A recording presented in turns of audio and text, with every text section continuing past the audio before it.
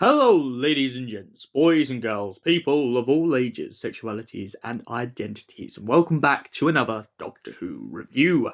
Today's Doctor Who review is none other than the horror of Glam Rock.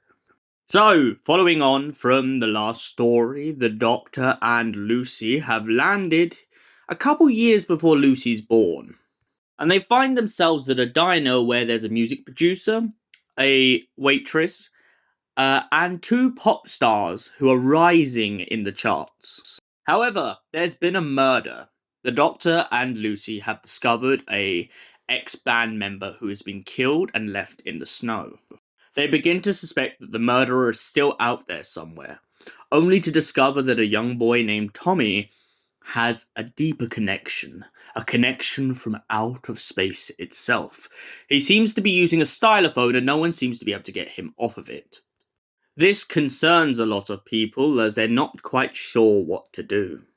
So the Doctor and Lucie do a little bit of investigating and soon realise that the monster out in the snow is waiting. And so they're all locked in.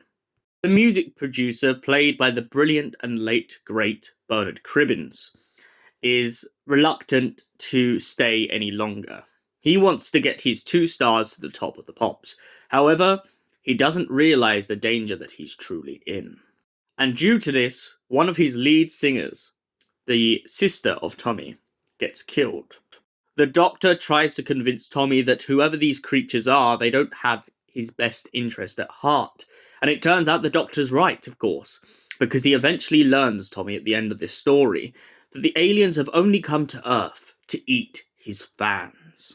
Tommy becomes conflicted when he realises that him and his sister were what made their music duo so brilliant. Without her, he doesn't know what to do. The Doctor eventually manages to trap the aliens in question inside of a iPod. It says to Lucie never to play that track. Glam Rock is a pretty much base under siege story, with all the characters essentially locked in one place. So what do I think of it overall? Glam rock is a interesting one to me. I love the cross of genres between punk rock, a little bit of country, and just a little bit of like a vibe going through. I also really love how Bernard Cribbins' character is so over the top about this diner that they've gone to, saying that it does the best sausage and chips or something like that, and is trying to get his pop stars to memorize it. However, I also like the two sides of Bernard Cribbins' character.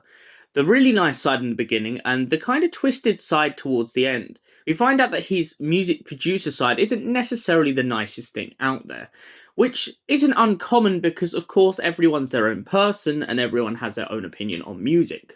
But Bernard Cribbins really plays it up when he goes to like his meaner side in this story, where he's like, I would know music if it slapped me in the face or something like that. He's really like digging out at this woman who used to try and be in a band.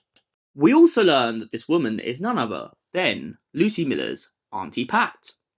Lucie does one thing in this story that might make me mark this down a little bit, is she tells her Auntie Pat her future. She kind of tells her that she's no one, but she loved her anyway.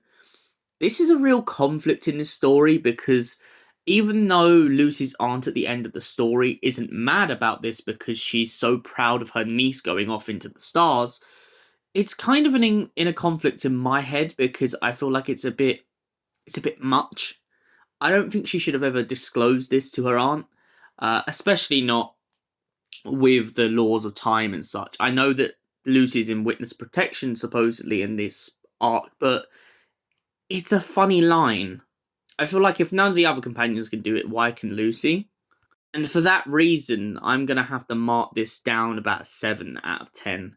Thank you for watching, and we'll see you in the next Doctor Who review. Until then, goodbye, stay beautiful, and have an incredible night.